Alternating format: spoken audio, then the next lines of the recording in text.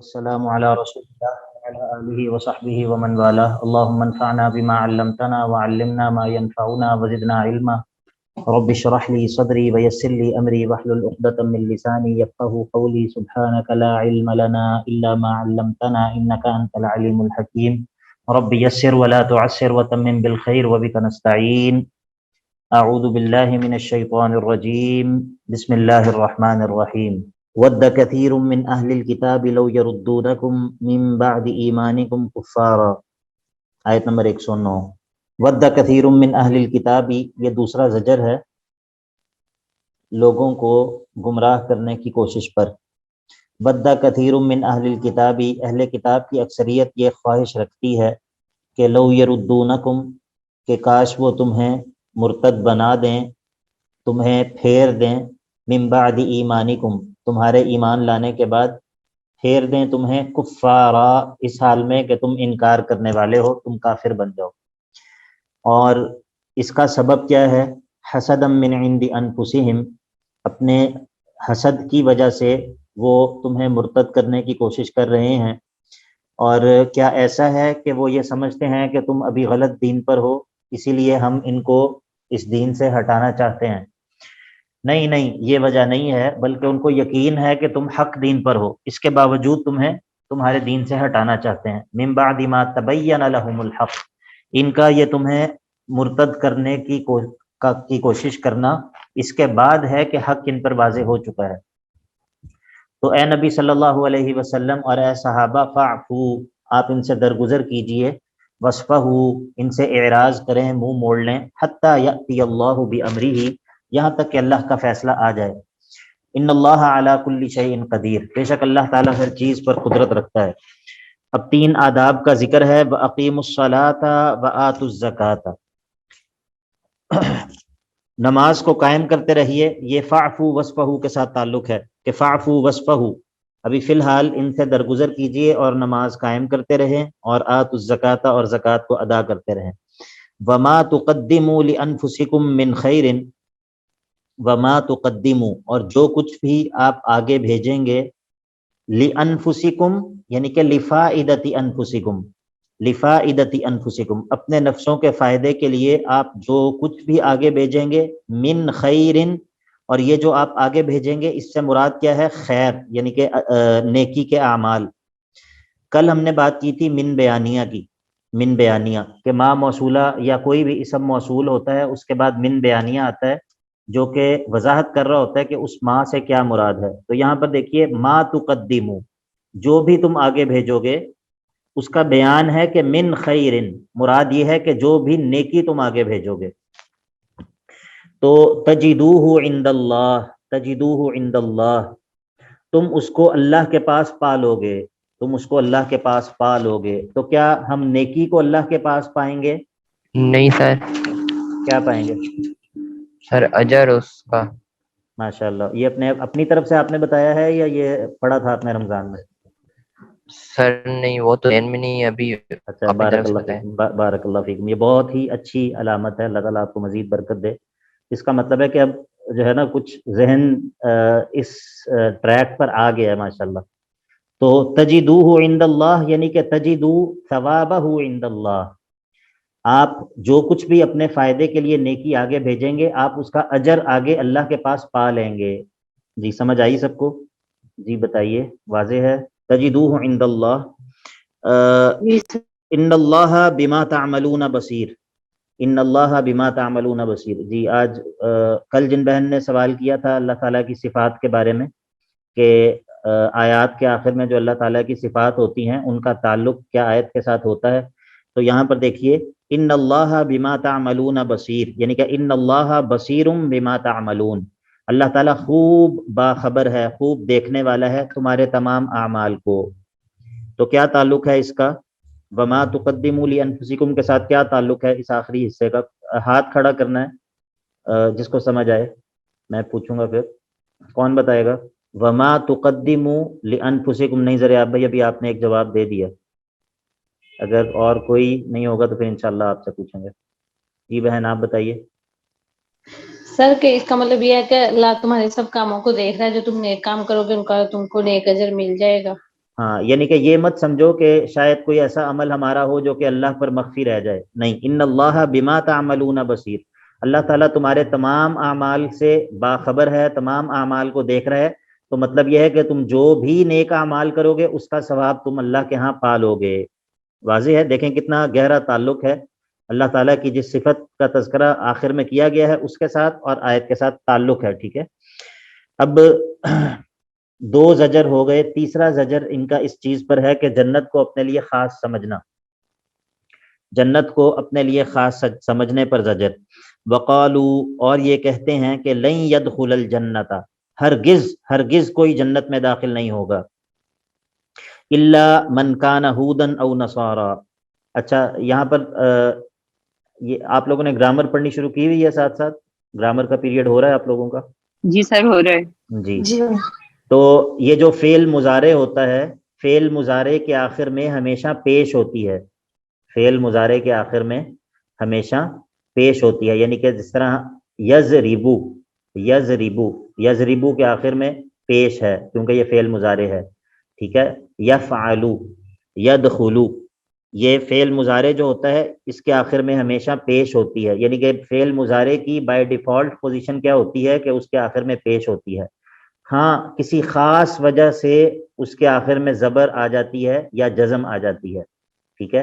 یعنی کہ بعض حروف ایسے ہیں کہ جب وہ فعل مضارع سے پہلے آ جائیں تو فعل مضارع کے آخر میں پیش کے بجائے زبر آ جاتی ہے، یا پھر اس کا جو آخر میں نون ہوتا ہے وہ گر جاتا ہے۔ لیکن اگر فعل مضارع اس طرح کی کسی چیز سے خالی ہو جو اس کو زبر دینے والی ہے یا جزم دینے والی ہے تو بائی ڈیفالٹ اس کی جو پوزیشن ہے وہ یہ ہوتی ہے کہ اس کے آخر میں پیش آتی ہے۔ لیکن یہاں پر دیکھیے لن يدخل الجنت، اب یہاں پر یدخلا، یدخلا کے آخر میں زبر کیوں ہے؟ کیونکہ اس سے پہلے لام نون آ گیا ہے، ٹھیک ہے۔ تو چار حروف ہیں جو جن کو ادوات نصب کہتے ہیں یا حروف ناصبہ کہتے ہیں، ان، لن، کئی، اذن، ان کو کہتے ہیں ادوات نصب یا حروف ناصبہ۔ جب یہ چاروں آئیں گے فعل مضارع پر تو فعل مضارع اس وقت جو ہے وہ اس کے آخر میں زبر آ جائے گی، نصب آ جائے گی، ٹھیک ہے۔ تو اسی لیے وقالوا لن يدخل الجنت، ہرگز داخل نہیں ہوگے جنت میں، الا، مگر کون داخل ہوں گے؟ من کان ہودا او نصارا، وہی جنت میں داخل ہوں گے جو یہودی یا عیسائی ہوں گے، یہ ان کا یہ اعتقاد ہے۔ تلک امانیہم، اللہ تعالیٰ فرماتے ہیں یہ ان کی آرزویں ہیں جس کے اوپر اللہ نے کوئی دلیل نازل نہیں کی، یہ بس ان کی خواہشات اور آرزویں ہیں، ان کے پیچھے کوئی حقیقت نہیں ہے۔ اے نبی علیہ الصلاۃ والسلام، قل، آپ کہہ دیجئے، ہاتوا برہانکم، تم اپنے اس دعوے پر کوئی دلیل لے کر آؤ۔ برہان کہتے ہیں ایسی دلیل کو جو اپنے مدعا کو، اپنے دعوے کو ثابت کر دے، ایسی دلیل جو اپنے دعوے کو ثابت کر دے، اس کو کہتے ہیں برہان۔ قل، اے نبی علیہ الصلاۃ والسلام، آپ کہہ دیجئے خالی امانی اور خالی آرزوؤں اور خواہشات سے تو کچھ فائدہ نہیں ہوگا۔ اگر تمہارا یہ خیال ہے کہ جنت میں صرف یہودی یا عیسائی داخل ہوں گے تو اپنے اس دعوے پر کوئی دلیل لے آؤ، ان کنتم صادقین، اگر تم سچے ہو اپنے اس قول میں کہ جنت میں صرف یہودی یا عیسائی داخل ہوں گے۔ اب جب ان کی جھوٹی آرزو کا تذکرہ کیا تو اب حقیقی بات کا تذکرہ کہ پھر اصل بات ہے کیا۔ اگر ہم نے اس بات کا انکار کر دیا کہ جنت میں یہودی یا عیسائی داخل ہوں گے تو انہوں نے کہا کہ ہماری یہ خواہش ہے، ہمارا یہ کہنا ہے کہ جنت میں صرف یہودی یا عیسائی داخل ہوں گے۔ ہم نے کہا بھائی یہ تو تمہاری خواہش ہے، اس کے اوپر کوئی دلیل نہیں ہے، بس یہ تمہاری آرزو ہے۔ اچھا پھر اصل بات کیا ہے؟ اصل بات سن لو، بلا من اسلم وجہہ للہ، بلا من اسلم وجہہ للہ، بلا یعنی کہ ہرگز ایسا نہیں ہے جیسا تم کہہ رہے ہو، بلکہ اصل بات سن لو، من اسلم وجہہ للہ، جو کوئی بھی اپنے چہرے کو اللہ کے لیے جھکا دے گا، اپنے چہرے کو اللہ کے لیے فرما بردار کر دے گا، یعنی کہ توحید مراد ہے، وَهُوَ مُحْسِنٌ وَهُوَ مُحْسِنٌ وَهُوَ مُخْلِصٌ، یعنی کہ مخلص بھی ہوگا۔ جو کوئی بھی عقیدہ توحید کو اختیار کر لے گا، اپنے آپ کو اللہ کا فرما بردار بنا لے گا اور وہ مخلص بھی ہوگا، تو فَلَهُ أَجْرُهُ عِنْدَ رَبِّهِ، فَلَهُ أَجْرُهُ عِنْدَ رَبِّهِ، تو اس کے لیے اس کا اجر اللہ کے ہاں محفوظ ہے۔ وَلَا خَوْفٌ عَلَيْهِمْ وَلَا هُمْ يَحْزَنُونَ، اور ایسے لوگوں پر کوئی خوف نہیں ہوگا اور کوئی حزن نہیں ہوگا۔ جی سب لوگوں کی توجہ ہے؟ جی سر۔ اچھا اب یہ یہاں پر دیکھیے، پیچھے ہم نے بات کی تھی وہ اس آیت میں جو ہم نے کہا تھا کہ متجددین کی پسندیدہ آیت ہے، ان الذین آمنوا والذین ہادوا والنصارى والصابئین من آمن باللہ والیوم الآخر وعمل صالحا. اس آیت کے اندر کہا تھا کہ جو کوئی بھی ہو، ایمان والا ہو، یہودی ہو یا عیسائی ہو، صابئین میں سے ہو، جو کوئی بھی اللہ پر، آخرت کے دن پر ایمان لائے گا اور نیک عمل کرے گا تو ان کے لیے ان پر کوئی خوف اور حزن نہیں ہوگا. اب یہاں پر دیکھیے، یہاں پر کس چیز کا تذکرہ ہے؟ یہاں پر آخرت پر ایمان کا تذکرہ ہے ہی نہیں. دیکھیے، بلا من اسلم وجہہ للہ، جو کوئی بھی اپنے چہرے کو اللہ کا فرما بردار کر دے گا، وہو محسن، اور ہو بھی وہ مخلص، ہو بھی وہ احسان کرنے والا، تو فلہ اجرہ عند ربہ، اس شخص کا اجر اس کے رب کے پاس محفوظ ہے. ولا خوف علیہم ولا هم یحزنون، اور ان لوگوں پر کوئی خوف اور کوئی حزن نہیں ہوگا. اب بتائیے، کیا اس آیت کو پیش کر کے اگر میں یہ کہہ دوں کہ بھئی آخرت پر ایمان لانا بھی ضروری نہیں ہے، آخرت پر ایمان لانا بھی ضروری نہیں ہے، بس جو اللہ کے وجود کو مانتا ہے، جو اللہ کو جو ہے وہ اپنے آپ کو اللہ کا فرما بردار قرار دے دے، تو وہ آخرت میں فلاح پا جائے گا، آخرت میں وہ کامیاب ہو جائے گا. آپ کو میری بات سمجھ آئی؟ اللہ تعالیٰ کو جی سر. وجود کو تسلیم کر لیا تو سارا کچھ ساتھ ہی آ گیا ہے، آخر جی، بیچ میں سارا کچھ ساتھ آ گیا. لیکن میں یہ بتانا چاہ رہا ہوں کہ جس طرح اس آیت سے استدلال درست نہیں تھا اس بات پر کہ اللہ کے نبی علیہ الصلوۃ والسلام پر ایمان ضروری نہیں ہے، تو اس طرح اس آیت سے بھی یہ استدلال درست نہیں ہے، بلکہ تمام ایمانیات ہی مراد ہیں، تمام ایمانیات ہی مراد ہیں. جی، بات واضح ہے، سمجھ آ گئی ہے؟ جی جی. وقالت اليهود ليست النصارى على شيء وقالت النصارى ليست اليهود على شيء وهم يتلون الكتاب.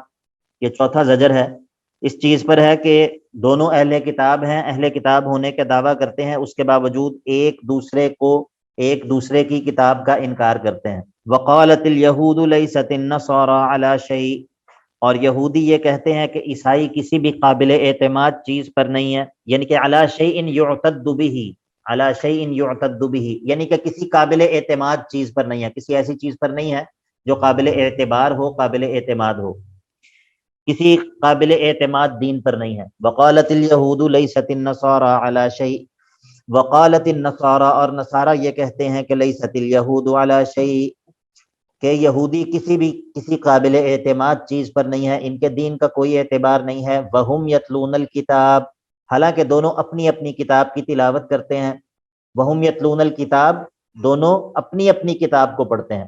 کیا یہودی اور عیسائی ایک ہی کتاب کی تلاوت کرتے تھے؟ ایک ہی کتاب تھی ان دونوں کے پاس؟ نہیں، علیحدہ علیحدہ ایسا تھا. الگ الگ تھی. تو ہم نے کہا وہم یتلون الکتاب، دونوں اپنی اپنی کتاب کی تلاوت کرتے ہیں، اپنی اپنی کتاب کو پڑھتے ہیں، اس کے باوجود دونوں ایک دوسرے کا انکار اور ایک دوسرے کا رد کرتے ہیں.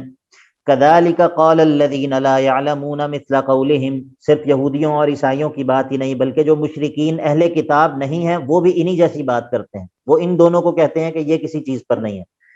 کذالک، اسی طرح کی بات، قال الذین، وہ لوگ کہتے ہیں کہ الذین لا یعلمون، جو لوگ کوئی بھی علم نہیں رکھتے. یہاں پر اہل کتاب کے مقابلے میں مشرکین کو کہا گیا لا یعلمون، کیونکہ بہرحال اہل کتاب جو ہے وہ مشرکین کے مقابلے میں علماء ہی تھے، اہل کتاب تھے، ان کے پاس علم کا ایک سلسلہ تھا. تو مشرکین جو تھے دوسرے، ان کے مقابلے میں یہ اہل علم ہی تھے. یہ سارے ایک دوسرے کا انکار کرتے ہیں. یہودی کہتے ہیں عیسائی کسی چیز پر نہیں ہے، عیسائی کہتے ہیں یہودی کسی چیز پر نہیں ہے، مشرکین کہتے ہیں یہ دونوں کسی کام کے نہیں. فاللہ یحکم بینہم یوم القیامۃ، اللہ ان کے درمیان فیصلہ کر دے گا قیامت والے دن. فیما کانوا فیہ یختلفون، اس چیز کے بارے میں جس چیز کے اندر یہ اختلاف میں پڑے ہوئے ہیں. یہاں پر فیصلے سے کون سا فیصلہ مراد ہے؟ کیا اس چیز کا فیصلہ اللہ تعالیٰ نے کر نہیں دیا کہ کون حق پر ہے اور کون باطل پر ہے؟ جی سر، کر دیے. تو یہاں پر پھر کون سا فیصلہ جو قیامت والے دن ہونا؟ سر اعمال کے مطابق جو فیصلہ ہوگا. نہیں، اعمال کے مطابق وہ تو فیصلہ ہونا ہی ہے، لیکن یہاں پر بات یہ ہو رہی ہے کہ وہ آپس میں ایک دوسرے کو کہتے ہیں کہ تم باطل پر ہو، تم باطل پر ہو. مشرکین کہتے ہیں تم سارے باطل پر ہو، ایمان والے کہتے ہیں تم تینوں باطل پر ہو. تو اللہ تعالیٰ فرماتے ہیں قیامت والے دن اللہ فیصلہ کرے گا ان کے درمیان. تو کس چیز کا فیصلہ کرے گا؟ یعنی کہ ابھی دنیا کے اندر یہ فیصلہ اللہ تعالیٰ نے نہیں کیا کہ کون حق پر ہے اور کون باطل پر ہے. سوال سمجھ آ گیا ہے؟ سوال کا سمجھ آنا ضروری ہے، پہلے جواب کو سمجھنے کے لیے سوال کا سمجھ آنا ضروری ہے. جس کو سوال نہیں سمجھ آیا وہ بتائے. سر جزا اور سزا کا دن اللہ نے فکس کیا نا قیامت کا. نہیں، یہاں پر اس فیصلے کی بات نہیں ہو رہی جو اعمال کا بدلہ دینا ہے. یہاں پر تو بات ہو رہی ہے کہ ان کا اختلاف ہے آپس میں کہ کس کا دین سچا ہے. اللہ تعالیٰ فرماتے ہیں اس چیز کا فیصلہ اللہ قیامت کے دن کر دے گا. فاللہ یحکم بینہم یوم القیامۃ فیما کانوا فیہ یختلفون. یہاں پر اللہ تعالیٰ اس چیز میں فیصلہ کرنے کی بات کر رہے ہیں جس میں ان کا اختلاف ہے. اور اس آیت کے شروع میں آپ نے کیا پڑھا ہے؟ کس مسئلے میں اختلاف ہے ان کا آپس میں؟ قیامت کے بارے میں پوچھتے ہیں بار نہیں نہیں نہیں نہیں نہیں نہیں جی کدھر ہیں باقی لوگ؟ کوئی سر وہی اس چیز میں اختلاف ہے کہ ایک دوسری کی کتابوں کو نہیں مان غلط کہتے ہیں. ہاں اچھا سوری میں ابھی پڑھ نہیں رہا تھا یہ، اب میں نے چیٹ کھولی ہے، وہ آپ لوگ آخر پر وہ جزا کا دن دیکھ لیں گے. اچھا یہاں پر اصل میں عملی فیصلے کی بات ہو رہی ہے. عملی فیصلہ ایک ہے، علمی فیصلہ. علمی فیصلہ، علمی فیصلہ اللہ تعالیٰ نے کر دیا ہے. اللہ تعالیٰ نے کتاب نازل کی ہے، انبیاء کو بھیجا ہے، انبیاء کے دلائل بھیجے ہیں، اللہ کے نبی علیہ الصلوۃ والسلام کو بھیجا ہے، ان کی نبوت کے دلائل ان کے ساتھ اتارے ہیں. لیکن عملی فیصلہ جو ہے، عملی فیصلہ قیامت والے دن ہوگا. فاللہ یحکم بینہم یوم القیامۃ فیما کانوا فیہ یختلفون. عملی طور پر جو فیصلہ ہو جائے گا وہ قیامت والے دن ہو جائے گا. بات سمجھ آ گئی ہے سب کو؟ جی سر. جی سر. ٹھیک ہے، واضح ہو گیا نا؟ اشکال بھی اور جواب بھی دونوں چیزیں واضح ہیں. جی جی ہمارا بہن آپ نے لکھا تھا جواب، آپ کا جواب قریب تھا لیکن درست نہیں تھا. سمجھ آ گیا آپ کو؟ صحیح. جی شیخ سمجھ آ گیا. اچھا جی جی تو ہم نے یہ بات کی کہ فاللہ یحکم بینہم یوم القیامۃ فیما کانوا فیہ یختلفون. اس کے اندر عملی فیصلے کی بات ہو رہی ہے، علمی فیصلہ تو اللہ تعالیٰ کر چکے ہیں. پانچواں زجر ہے ان لوگوں کا توحید کے بیان سے روکنا، موحد کو توحید کے بیان سے روکنا. ومن اظلم ممن منع مساجد اللہ ان یذکر فیہا اسمہ وسعی فی خرابہا. اور کون زیادہ بڑا ظالم ہو سکتا ہے اس شخص سے. یہاں پر استفہام ہے لیکن انکار کے معنی میں ہے، انکار کے معنی میں ہے. یہاں پر یہ پوچھنا مقصد ہے کہ کون زیادہ بڑا ظالم ہے، بتائیے. نہیں سر. تو اس استفہام کو ہم کیا کہتے ہیں؟ کون سا استفہام ہے؟ استفہام کاری. استفہام انکاری، یعنی کہ الفاظ سوال کے ہیں لیکن مقصد انکار کرنا ہے. مطلب یہ ہے کہ کوئی بھی اس شخص سے بڑا ظالم نہیں ہے. ٹھیک ہے، اس کو استفہام انکاری کہتے ہیں. یہ بہت زیادہ ہوتا ہے عرب کے اندر، عربی اسلوب کے اندر بہت زیادہ ہوتا ہے. ومن اظلم ممن منع مساجد اللہ. اور کون زیادہ بڑا ظالم ہو سکتا ہے اس شخص سے کہ جو روکے مساجد اللہ، اللہ کی مساجد سے، اللہ کی مسجدوں سے روکے. کس چیز سے روکے؟ ان یذکر فیہا اسمہ، یعنی کہ من ان یذکر، اس بات سے روکے کہ ذکر کیا جائے ان مساجد میں اسمہ، اللہ کا نام. اللہ کا نام، اللہ کے نام سے کون روکتا تھا؟ اللہ کے نام سے تو قریش مکہ بھی نہیں روکتے تھے. قریش مکہ بھی اللہ کے نام سے نہیں روکتے تھے. تو کیا مطلب ہے؟ ومن اظلم ممن منع مساجد اللہ ان یذکر فیہا اسمہ بالتوحید، توحید کے ساتھ اس کے نام کو ذکر کرنے سے روکے. آپ کو بات سمجھ آئی؟ یعنی کہ اللہ کے نام، خالی اللہ کا نام ذکر کرنے سے قریش مکہ بھی نہیں روکتے تھے. مسئلہ یہاں پر کیا ہے کہ اللہ کے نام کو توحید کے ساتھ ذکر کرنا، اس چیز سے روکے. ومن اظلم، کون زیادہ بڑا ظالم ہے، ممن، اس شخص سے کہ جو شخص منع، روکتا ہے، مساجد اللہ، اللہ کی مسجدوں سے. اور اللہ کی مسجدوں سے کس کیا کرنے سے روکتا ہے؟ ان یذکر فیہا، یہ کہ ذکر کیا جائے اللہ کی مساجد میں اسمہ، اللہ کا نام، بالتوحید، توحید کے ساتھ. اور کیا کرتا ہے؟ وسعی، اور کوشش کرتا ہے، فی خرابہا، یعنی کہ فی خراب المساجد، اور مساجد کو ویران کرنے کی کوشش کرتا ہے، ان کو جو ہے وہ ان کو آباد نہیں ہونے دینا چاہتا. کون اس شخص سے بڑا ظالم ہو سکتا ہے؟ حالانکہ ان کو چاہیے تو یہ تھا، اولئک، یہ جو لوگ ایسا کرتے ہیں، ما کان لہم، ان کے لیے تو مناسب ہی نہیں تھا، ان یدخلوها، کہ مساجد میں داخل ہوں، مگر کیسے، کس حالت اور کس کیفیت میں داخل ہوں، الا خائفین، مگر ان کے لیے تو مناسب یہ تھا کہ یہ خود مساجد میں اللہ سے ڈرتے ہوئے داخل ہوں. لیکن بجائے اس کے کہ یہ خود مساجد میں اللہ سے ڈرتے ہوئے، عاجزی کرتے ہوئے داخل ہوتے، یہ تو تکبر کر رہے ہیں اور دوسروں کو بھی مساجد سے روک رہے ہیں. ان کے لیے آخرت میں پھر کیا سزا ہے؟ لہم فی الدنیا خزی، دنیا میں ان کے لیے رسوائی ہے، ولہم فی الآخرۃ عذاب عظیم، اور آخرت میں ان کے لیے بہت بڑا عذاب ہے۔ اچھا، اگر مساجد سے روک دیا جائے، اگر موحد کو کسی جگہ توحید کا بیان کرنے سے روک دیا جائے تو اس کا حل کیا ہے؟ اس کا حل کیا ہے؟ کیا وہ توحید کا بیان چھوڑ دے؟ اگر کسی جگہ پہ موحد کو توحید کا بیان کرنے سے روک دیا جائے تو پھر وہ کیا کرے گا؟ فرمایا وَلِلَّهِ الْمَشْرِقُ وَالْمَغْرِبُ، اللہ ہی کے لیے سارا جہان اللہ کا ہے، مشرق بھی اللہ کا ہے، مغرب بھی اللہ کا ہے۔ اگر کسی ایک جگہ توحید کے بیان سے روک دیا جائے تو گھبرانے کی ضرورت نہیں ہے، کسی دوسری جگہ توحید کا بیان شروع کر دو۔ وَلِلَّهِ الْمَشْرِقُ وَالْمَغْرِبُ، جی رب سمجھ آ گیا دونوں آیات کا؟ ذرا آپ بھائی بتائیے گا۔ جی سر۔ جی، وَلِلَّهِ الْمَشْرِقُ وَالْمَغْرِبُ، مشرق بھی اللہ ہی کے اختیار میں ہے، اللہ ہی کی ملکیت ہے، اللہ ہی کا تصرف ہے، والمغرب، اور مغرب یعنی کہ ساری کی ساری جہات اللہ ہی کے لیے ہیں۔ اگر مساجد سے روک دیا گیا تو پریشان ہونے کی ضرورت نہیں۔ وَلِلَّهِ الْمَشْرِقُ وَالْمَغْرِبُ فَأَيْنَمَا تُوَلُّوا، تم جہاں کہیں بھی رخ کر لوگے تو فَثَمَّ وَجْهُ اللَّهِ، اسی جانب اللہ کا وجہ ہے، جس طرح اللہ کی شان کے شایان ہے، یا پھر اسی جانب اللہ کا چہرہ، یا پھر معنی یہ ہے کہ اسی جانب اللہ کی بادشاہت ہے۔ بہرحال زیادہ مناسب یہی ہے کہ وجہ کا معنی وجہ ہی کیا جائے، جس طرح اللہ کی شان کے لائق ہے۔ واللہ عالم۔ ان اللہ واسع علیم، بے شک اللہ تعالی واسع فضلہ، بے شک اللہ کا فضل بہت وسیع ہے، علیم بکل شیء، اور ہر چیز کا وہ علم رکھنے والا ہے۔ معنی یہ ہے کہ اللہ تعالیٰ علیم بکل شیء، اگر تمہیں کسی جگہ توحید کے بیان سے روکا گیا ہے تو اللہ اس سے بے خبر نہیں ہے، اللہ اس سے باخبر ہے۔ اور دوسری بات یہ ہے کہ اگر کسی ایک جگہ تمہیں توحید کے بیان سے روک دیا گیا ہے تو یہ مت سمجھو کہ اللہ کا فضل جو ہے وہ ختم ہو گیا۔ ان اللہ واسع فضلہ، اس کا فضل بہت واسع ہے، اگر ایک راستہ بند ہوا ہے تو وہ اور کوئی راستہ کھول دے گا۔ جی، آیت کے آخر کی مناسبت ہے آیت کے شروع سے۔ جی سر۔ چلیے، وقالوا اتخذ اللہ ولدا سبحانہ، اب 5 زواجر ہو گئے، 5 زجر مکمل ہو گئے۔ جی سر۔ اب دوبارہ 2 شبہات کا ذکر ہوگا۔ 2 سر شبہات کا ذکر، 5واں زجر کون سا تھا؟ 5واں زجر ہے توحید کے بیان سے روکنے پر، ومن ازلم ممن منع مساجد اللہ۔ 4تھا زجر تھا ایک دوسرے کا انکار کرنا باوجود اس کے کہ دونوں اپنی کتاب پڑھتے ہیں، وقالت الیہود لیست النصارى علی شیء وقالت النصارى لیست الیہود علی شیء۔ 3سرا زجر تھا جنت کو اپنے لیے خاص سمجھنا، وقالوا لن يدخل الجنة الا من كان هودا او نصارى۔ 2سرا زجر تھا لوگوں کو مرتد کرنے کی کوشش، ود کثیر من اہل الکتاب لو یردونکم۔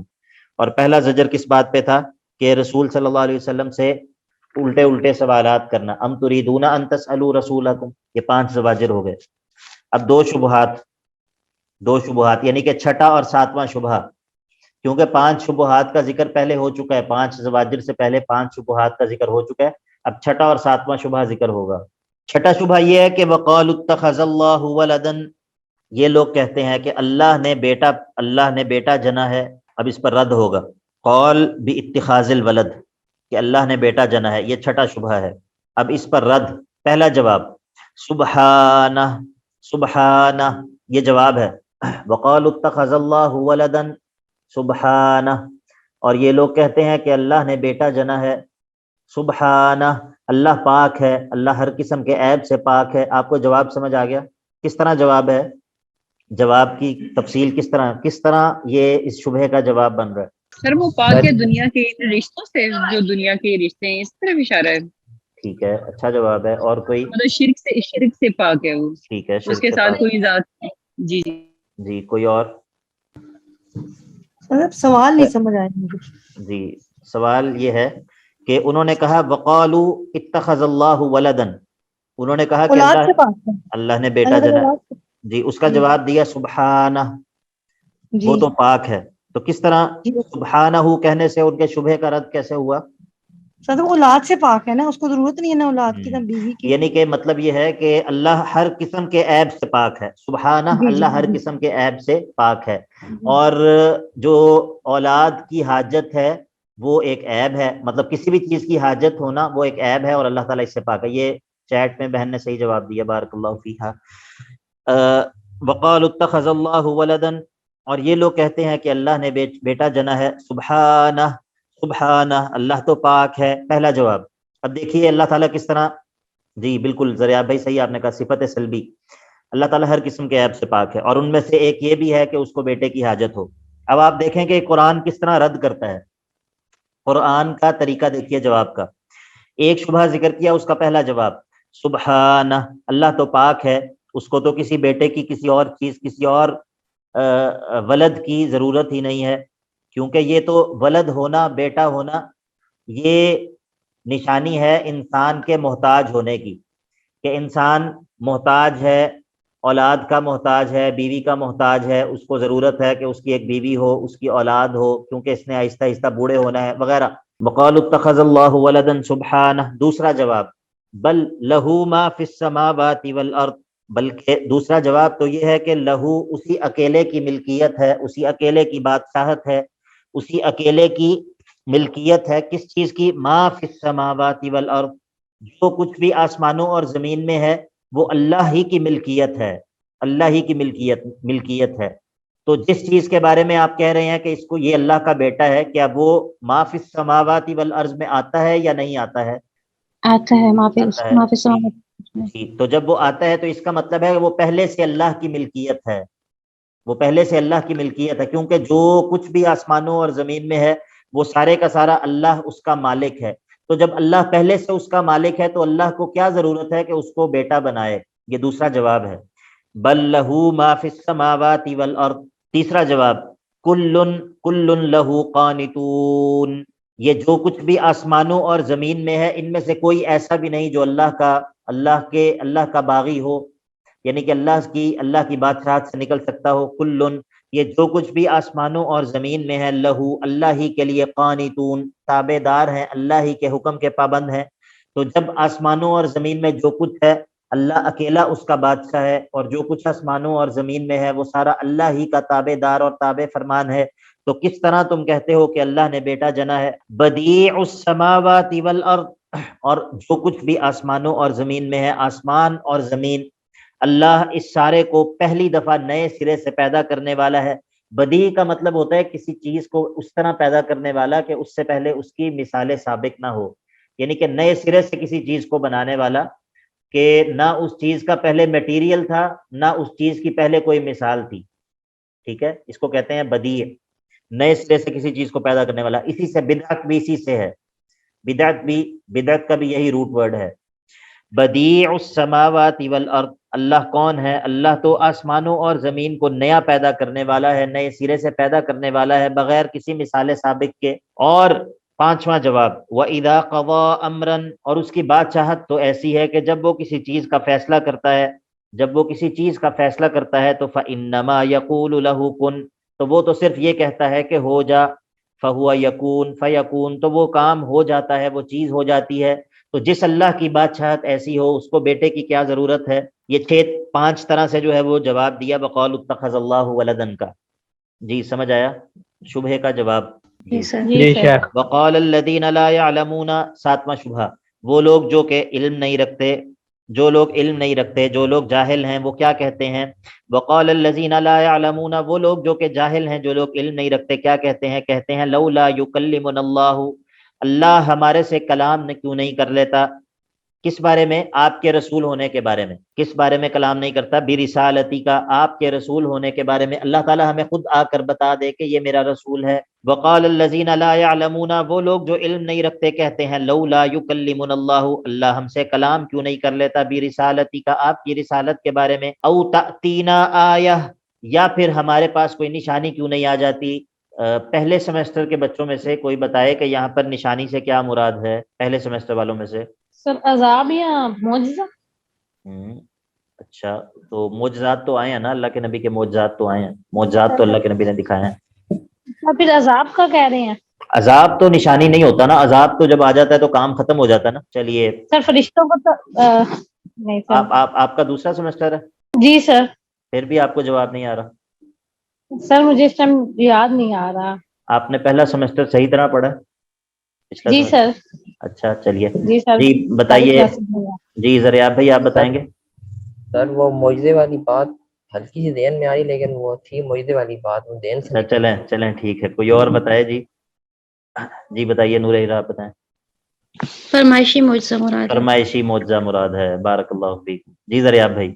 جی سر آپ آ گئے، یہ لفظ ذہن میں نہیں آ رہا تھا۔ یار اللہ کے بندے سر اچھا مجھے بھی یہی بھول رہا تھا فرمائشی معجزہ۔ ہاں یہ بات تو بہت مرتبہ آگے ہوئی ہے، سورہ میرا خیال ہے کہ نساء میں بھی ہوئی تھی، پھر آگے سورۃ ہود میں بھی ہوئی تھی، سورہ ہود میں بھی کئی جگہوں پہ یہ بات ہوئی ہے کہ جب وہ کفار یہ کہتے ہیں کہ ہماری پاس نشانی کیوں نہیں آتی، تو مراد فرمائشی نشانی ہوتی ہے، جس کا ہم تقاضا کر رہے ہیں وہ نشانی کیوں نہیں آ رہی، ورنہ آیات اور معجزات اور اللہ کے نبی کی نشانیاں تو ہیں۔ تو اصل میں جب وہ کہتے ہیں کہ ہمارے پاس کوئی نشانی کیوں نہیں آتی، تو مراد کیا ہوتی ہے، جو ہم کہہ رہے ہیں وہ نشانی کیوں نہیں آ رہی۔ جی سب کو سمجھ آ گئی بات؟ جی شاید۔ بارک اللہ فیکم۔ اچھا جی، وقال الذين لا يعلمون لولا يكلمنا الله او تاتينا آیہ كذلك قال الذين من قبلهم مثل قولهم۔ اچھا یہ لوگ جو بات کر رہے ہیں یہ کوئی نئی بات ہے؟ نہیں، ان سے پہلے جو لوگ تھے وہ بھی اس طرح کی باتیں کیا کرتے تھے۔ كذلك قال الذين من قبلهم، اسی طرح کی بات کیا کرتے تھے وہ لوگ جو ان سے پہلے تھے، مثل قولهم، انہی کے قول جیسا قول وہ لوگ بھی کہا کرتے تھے۔ تشابہت قلوبہم، ان کے دل آپس میں ملے جلے ہیں، ان سب کے دل آپس میں ایک جیسے ہیں۔ باقی اگر تم یہ سمجھتے ہو کہ ہم نے کوئی نشانی نہیں بھیجی، تو قد بینا الآیات، یقیناً ہم نے تو اپنی نشانیوں کو بالکل کھول کر وضاحت کے ساتھ بیان کر دیا ہے، یعنی کہ ہم نے وہ نشانیاں جو کہ آپ کی رسالت پر نشانیاں ہیں، قد بینا الآیات علی رسالتک، ہم نے آپ کی رسالت کی نشانیوں کو واضح طور پر کھول کر بیان کر دیا ہے، لقوم یوقنون، لیکن یہ اس قوم کے لیے، ان لوگوں کو فائدہ دیتی ہیں جو لوگ یقین والے ہوتے ہیں، یعنی کہ لقوم یوقنون، وہ لوگ جو کہ یقین لانے کی نیت سے نشانیاں طلب کرتے ہیں، نشانیاں دیکھتے ہیں اور وہ ان کے ذریعے قائل ہو جاتے ہیں۔ لیکن فرمائشی معجزے جو ہیں، فرمائشی معجزے اللہ تعالیٰ جو ہے وہ پابند نہیں ہے کہ تم جس چیز کا مطالبہ کرو اللہ تعالیٰ اور انبیاء وہی معجزہ تمہیں لا کر دکھاتے رہیں، یعنی کہ یہ کوئی ایسا نہیں ہے کہ یہاں پر جو ہے وہ کوئی فرمائشی پروگرام نہیں ہو رہا۔ اللہ تعالیٰ نے واضح اور کافی نشانیاں جو ہیں وہ نازل کی ہیں ہر چیز کی۔ اللہ تعالیٰ کے وجود کے دلائل وہ اظہر من الشمس ہیں، اللہ کے نبی علیہ الصلوۃ والسلام کی نبوت کے دلائل اظہر من الشمس ہیں، جو ماننا چاہے اس کے لیے، جو نہ ماننا چاہے اس کے لیے سینکڑوں دلائل بھی ہوں تو وہ ناکافی ہوتے ہیں۔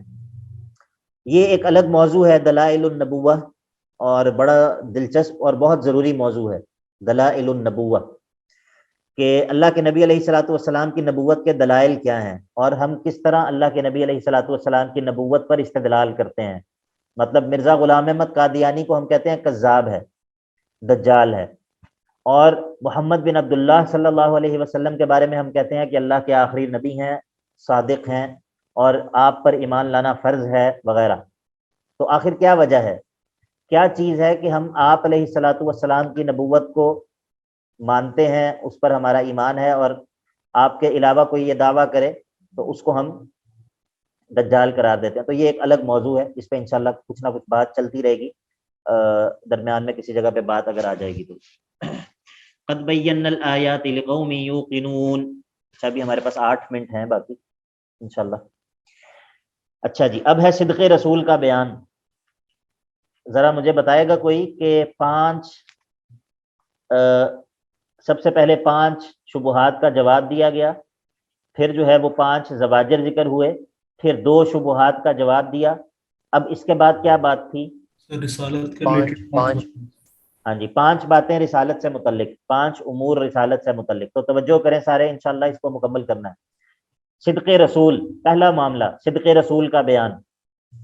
صدق رسول کا بیان، جب انہوں نے کہا کہ ہمارے پاس اللہ کیوں نہیں آ کر ہمیں آپ کی رسالت کے بارے میں خبر دیتا، یا پھر آپ کی رسالت پر ہمارے پاس کوئی فرمائشی نشانی معجزہ کیوں نہیں آ جاتا، اس کا جواب انا ارسلناک بالحق بشیرا ونذیرا، اے نبی کریم صلی اللہ علیہ وسلم، بے شک ہم نے آپ کو حق کے ساتھ مبعوث کیا ہے، اس حال میں کہ آپ خوشخبری دینے والے اور خبردار کرنے والے ہیں۔ یہ صدق رسول، اس کو ہم کہتے ہیں صدق رسول کا بیان۔ اللہ تعالیٰ خود کہہ رہا ہے، اس کو کون سی دلیل کہیں گے؟ انا ارسلناک بالحق بشیرا ونذیرا، یہ کون سی دلیل ہے؟ دلیل عقلی ہے، دلیل نقلی ہے، یا دلیل وحی ہے؟ جی دلیل وحی۔ بارک اللہ فیکم، بارک اللہ فیکم. یہی جواب تھا باقی لوگوں کا بھی؟ جی سر. بارک اللہ فیکم. چلیے، انا ارسلناک بالحق بشیرا ونذیرا ولا تسأل عن اصحاب الجحیم. اور اے نبی کریم صلی اللہ علیہ وسلم، جہنم والوں کے متعلق آپ سے پوچھا نہیں جائے گا، یعنی کہ آپ سے یہ نہیں کہا جائے گا کہ فلانا فلانا آپ پر ایمان کیوں نہیں لایا، فلانا فلانا جہنم میں کیوں چلا گیا.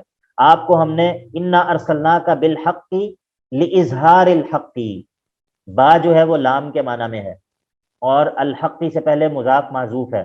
انا ارسلناک بالحق یعنی کہ انا ارسلناک لاظہار الحق، ہم نے آپ کو حق کے اظہار کے لیے، یا لتبلیغ الحق، حق کو پہنچا دینے کے لیے، یا پھر لبیان الحق، حق کے بیان کے لیے بھیجا ہے. بشیرم و نذیرا، اس حال میں کہ آپ خوشخبری سنانے والے ہیں اس کے لیے، اس کو جو کہ آپ کی دعوت کو قبول کر لے، و نذیرا، اور خبردار کرنے والے ہیں اس کو جو کہ آپ کی دعوت کو قبول نہ کرے. ولا تسأل عن اصحاب الجحیم، اور آپ سے جہنم والوں کے متعلق پوچھا نہیں جائے گا. دوسرا مسئلہ، اہل کتاب کا ضد اور عناد، اہل کتاب کی دشمنی. ولن ترضى عنك اليهود ولا النصارى، اور اے نبی صلی اللہ علیہ وسلم، یہ یہودی اور عیسائی کبھی بھی آپ سے راضی نہیں ہو سکتے، کبھی بھی آپ سے راضی نہیں ہو سکتے، اس لیے ان کو راضی کرنے کی کوشش کبھی بھی مت کریں. اور یہی حکم جو ہے وہ مسلمانوں کو بھی ہے کہ مسلمان کبھی بھی یہ مت سوچیں کہ کسی طرح ہم یہودیوں یا عیسائیوں کو راضی کر لیں گے. ولن ترضى عنك اليهود ولا النصارى حتى تتبع ملتهم، یہاں تک کہ آپ ان کی ملت کی پیروی کر لیں، یا یہودی ہو جائیں یا عیسائی ہو جائیں، اس سے پہلے یہ آپ سے راضی نہیں ہو سکتے. قل، آپ یہ اعلان کر دیجئے، ان ھدی اللہ ھو الھدی، کہ بے شک اللہ کی جو ہدایت ہے وہی حقیقی ہدایت ہے، اللہ کی اتاری ہوئی ہدایت ہی حقیقی ہدایت ہے. وَلَئِنِ اتَّبَعْتَ أَهْوَاءَهُمْ، اور اے نبی کریم صلی اللہ علیہ وسلم، اگر آپ ان یہودیوں یا عیسائیوں کی خواہشات کے پیچھے چلیں گے، بعد الذی جاءک من العلم، بعد اس کے کہ آپ کے پاس اللہ کی طرف سے وحی آ چکی ہے، اگر اس کے باوجود آپ ان کی خواہشات کی پیروی کریں گے تو ما لک من اللہ من ولی ولا نصیر، اللہ کے مقابلے میں کوئی آپ کا کارساز اور مددگار نہیں ہوگا. اچھا جی، وحی کے مقابلے میں کیا چیز ہوتی ہے؟ دنیا کے اندر دو ہی چیزیں ہیں جن کی پیروی کی جاتی ہے، ایک وحی ہے، اور وحی کے مقابلے میں کیا ہے؟ سر کوشچن آسک. بارک اللہ فیکم، بارک اللہ فیکم. خواہشات نفس. انسان دنیا کے اندر ہر انسان وہ دو چیزوں میں سے کسی ایک چیز کی پیروی کر رہا ہے. کوئی بھی انسان، چاہے وہ ملحد ہے، چاہے وہ عیسائی ہے، چاہے وہ یہودی ہے، چاہے وہ مسلمان ہے، کوئی بھی انسان ہے وہ ان دونوں چیزوں میں سے کسی ایک چیز کی پیروی کر رہا ہے. یا وہ وحی کی اتباع کر رہا ہے، یا وہ خواہشات نفس کی اتباع کر رہا ہے، قطع نظر اس سے کہ وہ اپنی خواہش نفس ہے یا کسی اور کی خواہش نفس ہے. آپ کو بات سمجھ آ گئی سب کو؟ جی سر. دیکھیے یہاں پر وَلَئِنِ اتَّبَعْتَ أَهْوَاءَهُمْ بَعْدَ الَّذِي جَاءَكَ مِنَ الْعِلْمِ، یہاں پر العلم سے کیا مراد ہے جو اللہ کے نبی کے پاس آیا ہے؟ العلم وہی مراد ہے. سر وہی بارک اللہ فیکم، وہی مراد ہے. تو وہی کے مقابلے میں کیا کہا کہ آپ نے ان کی خواہشات کی اتباع نہیں کرنی. وَلَئِنِ اتَّبَعْتَ أَهْوَاءَهُمْ، اور اگر آپ نے ان کی خواہشات کی اتباع کی، بعد الذی جاءک من العلم، بعد اس کے کہ آپ کے پاس اللہ کی طرف سے وحی آ چکی ہے، تو ما لک من اللہ من ولی ولا نصیر، اللہ کے مقابلے میں کوئی آپ کا مددگار نہیں ہوگا، کوئی آپ کا کارساز نہیں ہوگا.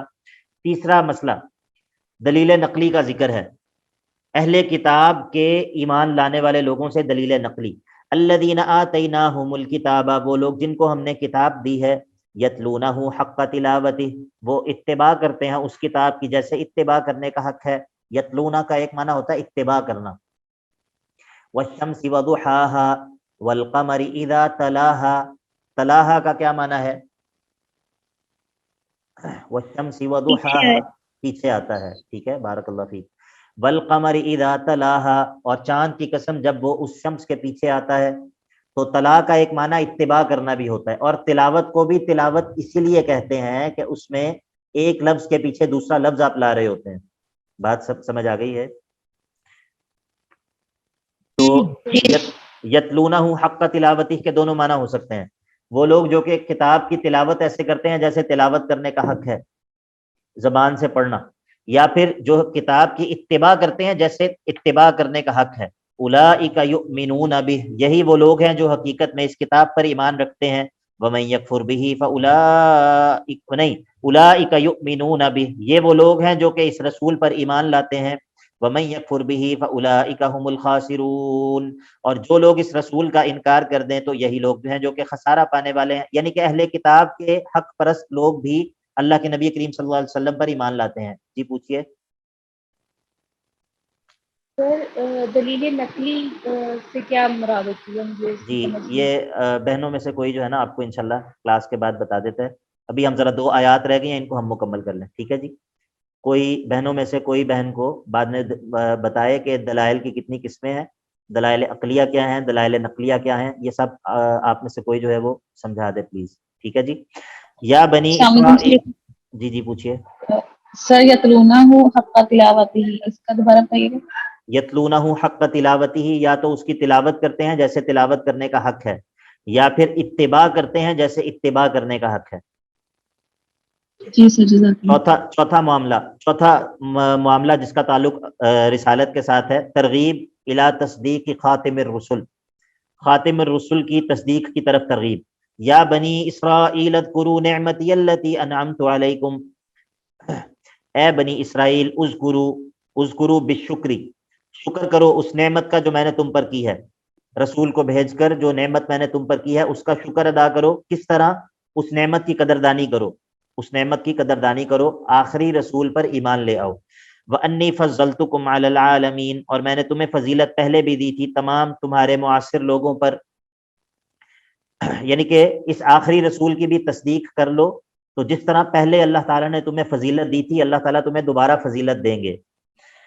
5واں امر تخویف اخروی، واتقوا یومن، یعنی کہ واتقوا عذاب یومن، واتقوا یومن، واتقوا عذاب یومن، اس دن کے عذاب سے بچ جاؤ، ڈر جاؤ، اپنے آپ کو بچا لو. کہ لا تجزی نفس عن نفس شیئا، کہ جس دن نہیں فائدہ دے گا نفس غیر مجرم، نفس مجرم کو کچھ بھی فائدہ نفس غیر مجرم، نفس مجرم کو نہیں دے سکے گا. یہاں پر وضاحت کرنے کی ضرورت ہے دوبارہ کہ مجرم اور غیر مجرم کہاں سے آیا؟ نہیں سر. ٹھیک ہے.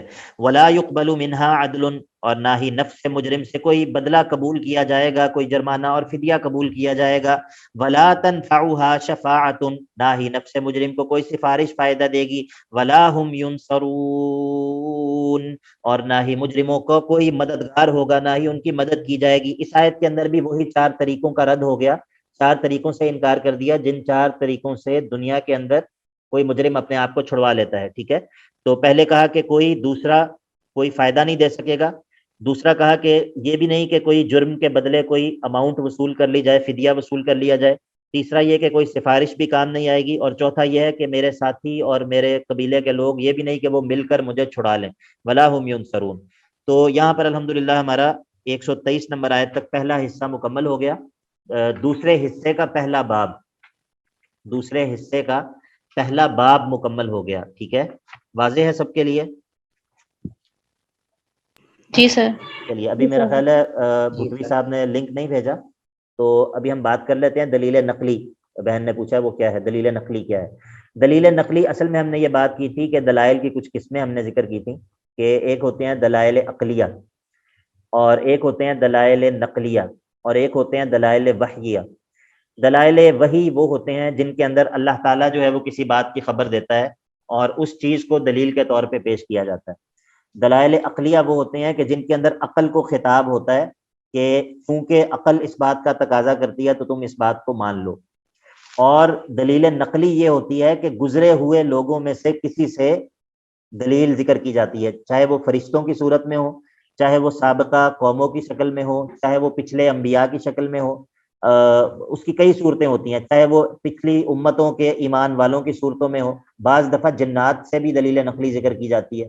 تو وہ دلیل جو کہ کسی سابقہ قوم سے یا کسی گزرے ہوئے شخص سے نقل کی جائے اس کو دلیل نقلی کہتے ہیں. ٹھیک ہے. بات سمجھ آ گئی؟ جی سر، جسٹ ٹو کلیریفائی، جو دلیل مطلب دلیل عقلی کی ایک مثال یہ بھی ہو سکتی ہے ان کی خلق السماوات والارض. جی یہ آگے آیت آئے گی، انشاءاللہ، تو وہاں پر بات ہوگی. یہ دلائل عقلیاں ہیں سارے، جس طرح وہاں پر تھے. مطلب میں سمجھنے کے لیے کہہ رہی ہوں کہ دلیل عقلی کے اندر یہ چیز آتی ہے نا. بالکل بالکل اس طرح کے جو دلائل ہوتے ہیں وہ بالکل وہ دلائل عقلیہ میں آتے ہیں. ٹھیک ہے, یہ انشاءاللہ ابھی تو آغاز ہے نا, انشاءاللہ جیسے جیسے ہم پڑھتے جائیں گے, آگے بڑھتے جائیں گے, تو آپ کو انشاءاللہ آہستہ آہستہ سمجھ آتی جائے گی, کیونکہ بعض یہ چیزیں ایسی ہیں کہ جو بار بار ریپیٹ ہوتی ہیں اور پھر آہستہ آہستہ وہ سمجھ آنی شروع ہوتی ہے. مطلب بہت ساری چیزیں ہیں, اب یہاں پر میں پوچھتا ہوں کہ دوسرے سیمسٹر والے بتائیں. اس کی وجہ یہ ہوتی ہے کہ انہوں نے ماشاءاللہ سورہ انفال سے لے کے سورہ رات تک پڑھا ہے پچھلے سیمسٹر میں.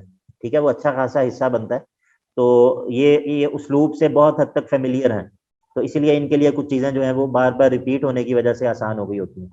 تو انشاءاللہ یہ آہستہ آہستہ چیزیں جو ہیں وہ آپ کو سمجھ آتی جائیں گی, پریشان مت ہوں. ٹھیک ہے جی, بارک اللہ فیکم. کوئی اور سوال ہے کسی کا؟ جی پوچھیے. سر یہاں پہ جو آیت نمبر 121 ہم نے پڑھا ہے اولئک یؤمنون بھی, یہی لوگ ہیں جو اس پر ایمان لاتے ہیں, تو اس پر آپ نے کہا کہ رسول پر ایمان لاتے ہیں, تو یہاں پہ کتاب پر بھی تو ہو سکتا ہے, مطلب ایک شبہ ہے میرے ذہن میں یہ کہ اس طرح بھی تو ہو سکتا ہے جی ضمیر. صحیح کہا آپ نے, صحیح کہا. میں انشاءاللہ دیکھتا ہوں اس کو. ٹھیک ہے جی, میں دیکھتا ہوں انشاءاللہ. بارک اللہ فیکم. السلام علیکم ورحمۃ اللہ وبرکاتہ.